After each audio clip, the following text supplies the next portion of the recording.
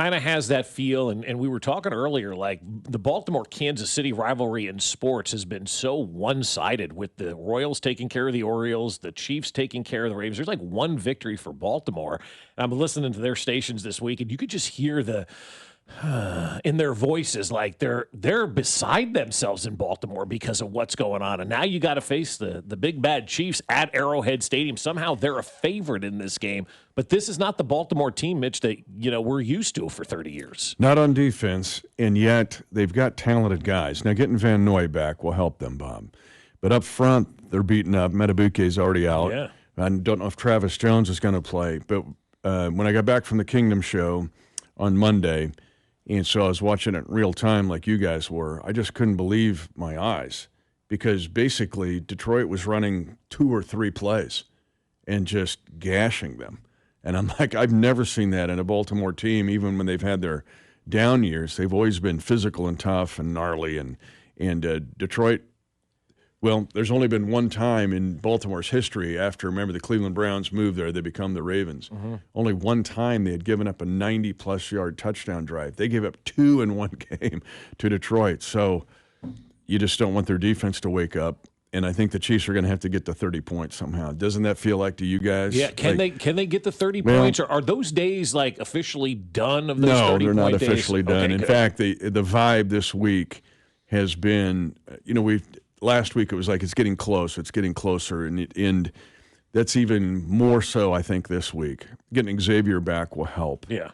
But I think the drive of to start the third quarter hopefully was the lighting the pilot light, because that was an awesome drive. 6 runs, 5 passes, 4 first-down runs that yielded 6 yards a carry. Those runs set up the passes that allowed the team to go down the field. That looked like the Mahomes drives you were talking about, Dusty, when we were off the air, that we were mentioning back in 2018. So I think it's starting to get the vibe and flow. It's just going to have to be balanced. But you got to get 7s. I think you got to get to 30. Mm-hmm. Maybe this is a little bit egregious, but that play at the end of the half when Pacheco's run the opposite way and it goes behind him, Mahomes saves it. Is that kind of like a turning point type play in the season where Mahomes has to go from being the best at his skill set and quarterback to playing, deep safety, stopping a pick six, going to the house? It wasn't that, but he gets the ball back, and it's essentially a game, to me, a momentum swing for sure. But that ball, if he doesn't get it, it's 2-yard line New York Giants, and who knows where that game goes. Is that one of those where you look back and let's say it's January, they're getting for the playoffs, you go, let's go back to week 2 in that Giants game when Mahomes makes that play? Well, one, because it's so unusual, but I'm going to have it tied with Jalen Watson's interception. Fair. That's a gigantic play. Mm-hmm. And when you hold Malik Neighbors to 2 catches for 13 yards, but that's a favorite play, and Neighbors is so good that he can just go rip it away, even if Russ underthrows it. Mm-hmm. But I think it's tied because the fact that Mahomes was so aware and then to go and get the ball away from, and Bobby Okereke is a good player. Mm-hmm. I mean, that wasn't, some strong man. Oh yeah. So yeah, I would say, but those 2 plays were that kind of importance because the Giants are, and then there's the 52-yard defensive pass interference penalty, and the Giants are going, why aren't we up 13-6? And we're down 9-6. Well, then that led to a halftime of let's figure this out instead of being like all over the place. And then it's when they came out roaring with the 11-play, 74-yard drive. So hopefully that sequence of events gets this team rolling, and we look back on it and months later and go, yep, that's when it turned. That was it. And Mitch, you talk about that drive coming out of half. That's been their best drive of the year. I mean, there's no debate about that. Not even close. Not even close, right? So what did they do? Why were they successful on that drive, and how can you replicate that this week to have more drives like that? That's the million-dollar question, right? Well, being balanced, and I know this sounds like, oh, that's just football talk, but you got to be balanced. And the fact that they were that and committed to runs, and those were good runs. So the first play of that drive set up the second play, which was a pass. It was almost like the same action, and New York flows right to the ball, and then it's kind of a half boot play over to Hollywood Brown. And then the other thing I got excited about was the reemergence, if you will, of the jet sweep, flip pass, end around. Remember the jet sweep with Remigio? Yep. And he gets double digits. Okay, good. Then you get Brashard Smith now, and now you get Xavier Worthy back. That's got to be a part of this plan. So even things that show up like a pass in the stat sheet, like a flip pass, in essence become kind of a run. But that coming back into the side-to-side action, which slows down pass rushers, they got to think of click. I mean, Andy Reid taught me that years ago. You can block pass rushers without even touching them. But getting that back in your game and then having a 4-2 guy do that or a 4-3 guy like Brashard Smith do that, it becomes part of the equation of getting this offense back to where we want it to be. Yeah, and I look at it this way. A lot of that sounds outstanding, but we need that line to play better. And it's not just Jawan Taylor, right? To me, Creed and Trey have to step up their level of play now, too, and make sure that that interior is solidified so we can run in between those tackles. Where are you on the offensive line at this point?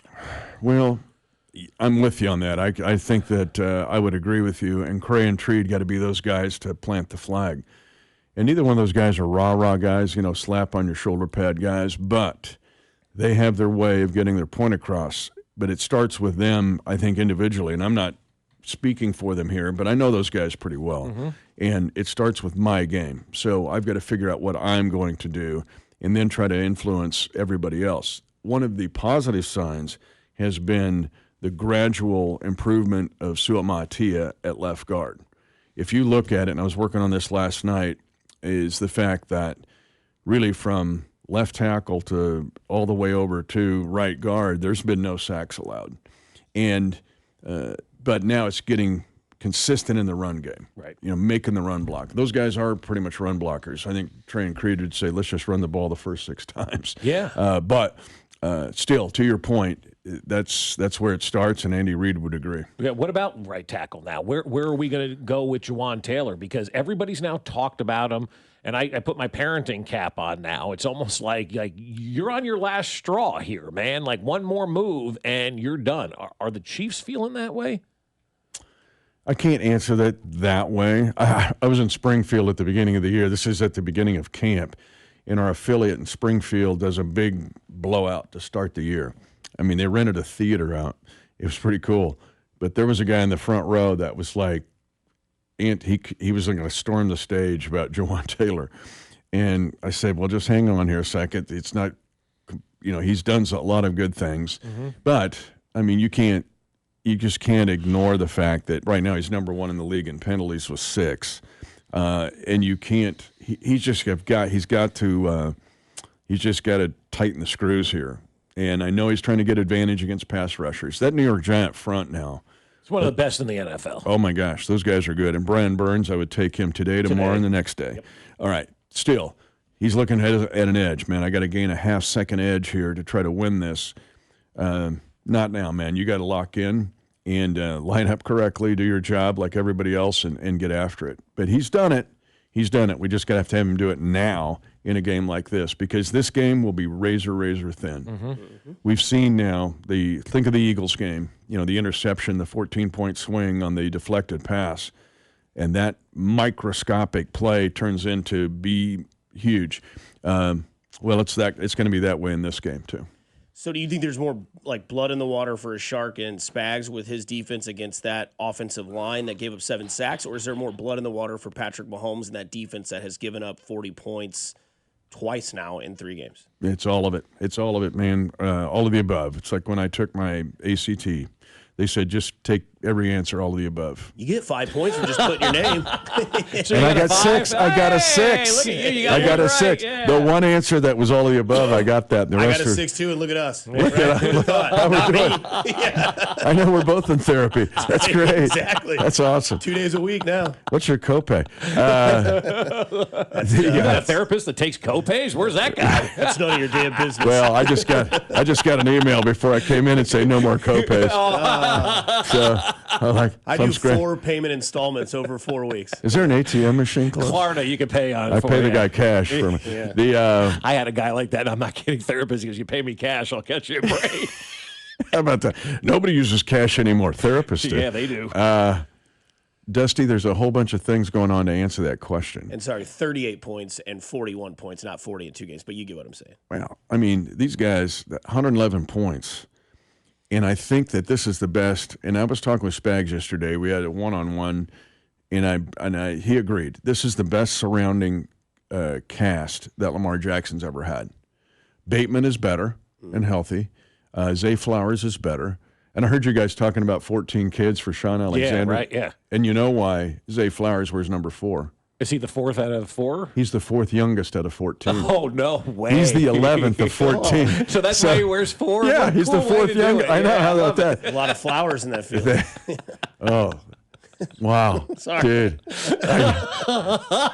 Cymbal crash. I just feel like it's so early in the morning for you to pull that off. I'm just sitting there trying to deal with it. But the fact that Lamar Jackson and play calling, let me give you another little stat. This is interesting, digging this one out. Well, you got the Lad Bible over here, man. Oh, yeah. We got it going on. But the fact that the Ravens are 3rd in the league in runs called in the first half. Mm-hmm. They're 14th in the league in runs called in the second half. Go back to the AFC Championship game. Yep. Mm-hmm. There were congressional inquiries of why the Ravens didn't run the ball in that game. They had 81 yards. It's the first time since Lamar Jackson has been the starting quarterback that the Ravens now in back-to-back games have had less than 100 yards rushing.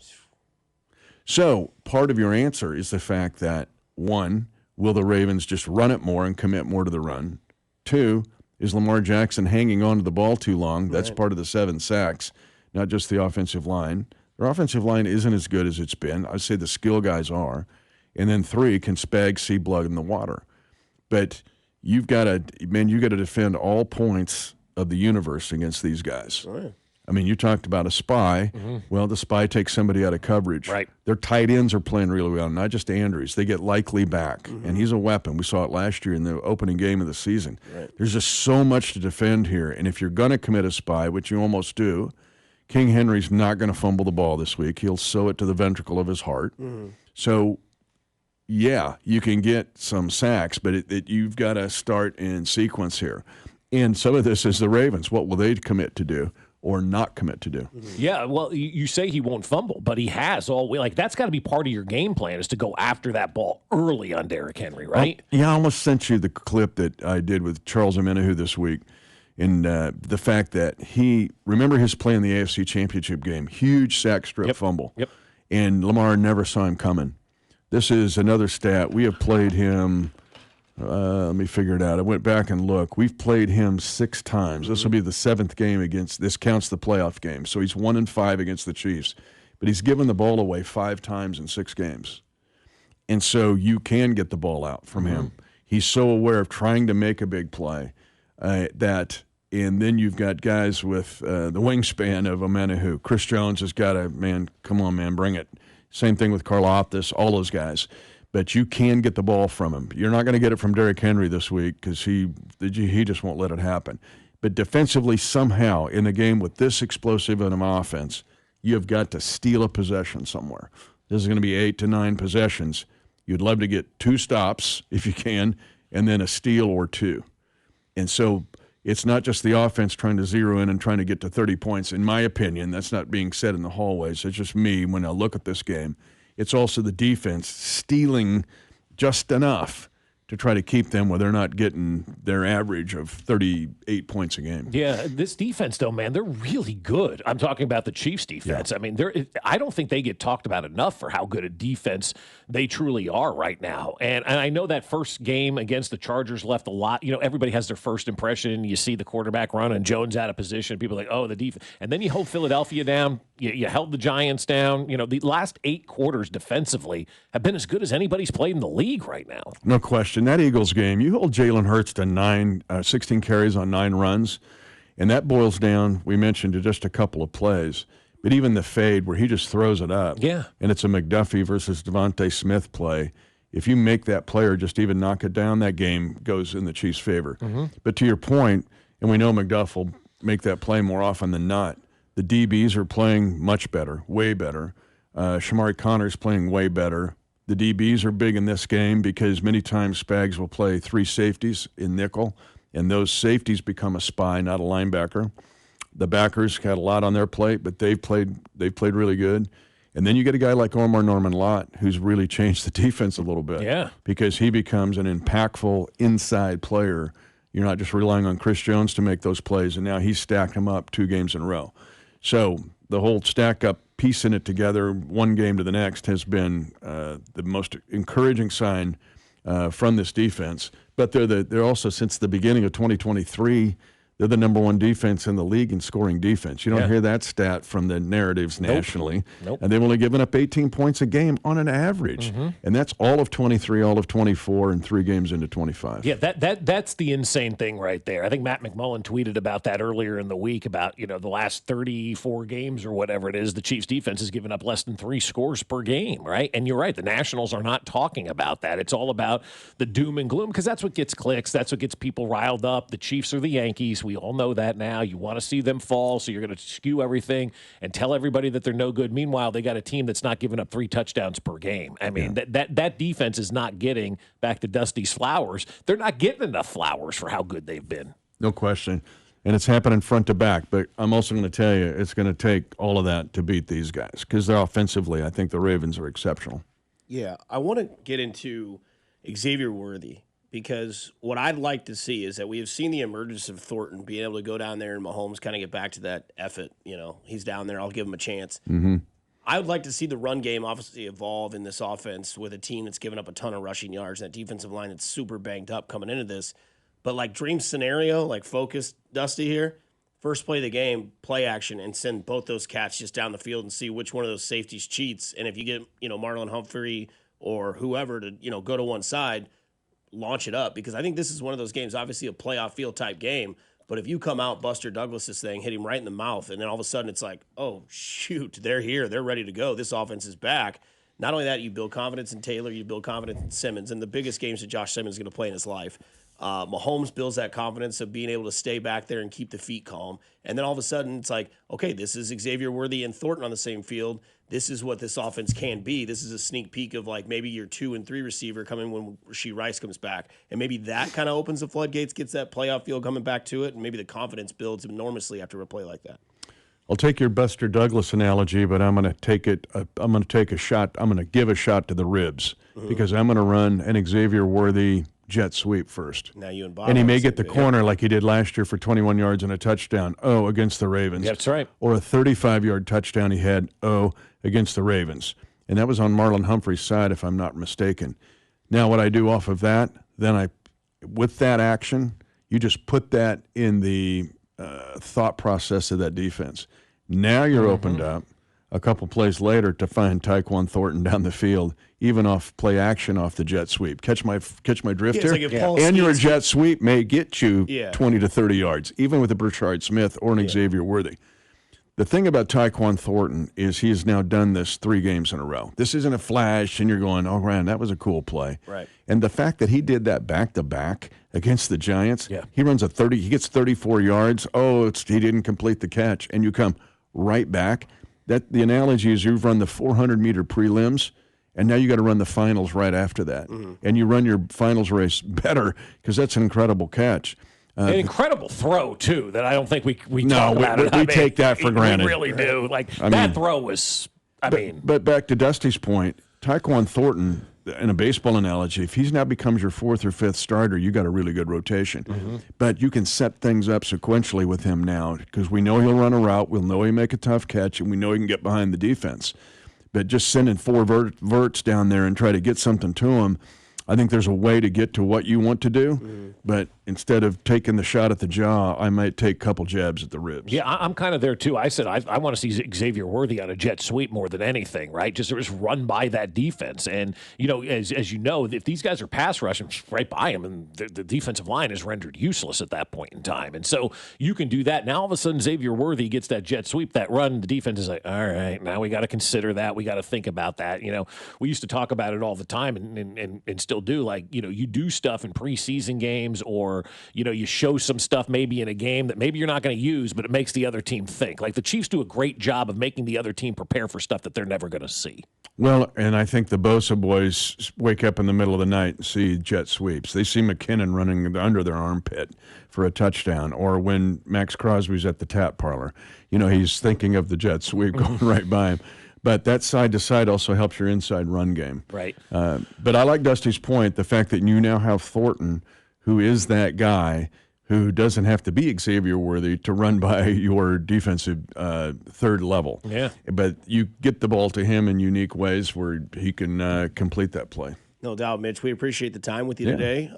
Didn't do my best to stay focused with the Stay Riders. focused. We haven't even done that yet. I know. I see you drifting. Even in this segment, I saw your eyes drift. I mean, I got the Ryder Cup behind you. I got your voice in my head. I got all this sort of stuff. I'm thinking about Thornton and Xavier Worthy streaking You've got down your the field. EU shirt on for the Ryder Cup, Yeah, too. you better believe it, Are you man. for the EU in this? I wish. Yeah. No, I'm not. I'm for the United I do want to States. go to the Ryder Cup, though. That's a bucket list. It's definitely a bucket list. But That'd Mitch, be Oh, a lot of you're fun. going to have Matt in here later, right? No, Is he coming in? he's Or not he's got a coming in call? today. No, yeah. That You was can off ask him this about week. West Point. Oh, we yeah. did How last was it? week. Yeah, it's great, isn't it? It's the best place on earth. Well, I've been I love there. it. I've been there a couple times Yeah. now.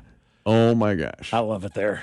Matt goes, I wouldn't last 5 minutes in this place. So that's what my mother-in-law told me. Yeah, because that was my dream school. I wanted to go to West Point, right? My mother-in-law goes, "You never would have made it." Did your D in general math keep you out? It was an F. Oh God. Yeah. Well, hey, man, have a good call. Thanks, guys. I'll do my best to stay focused. Please. Do my best. That's Mitch Holthus, brought to you by GEHA, Government Employee Health Associations Incorporated, also brought to you by Silverstein Eye Centers. Achieve your best vision and experience outstanding patient care at Silverstein Eye Centers. Coming up next, Mac Morey gives us one word here on 96.5 The Fan, your home for the Kansas City Chiefs.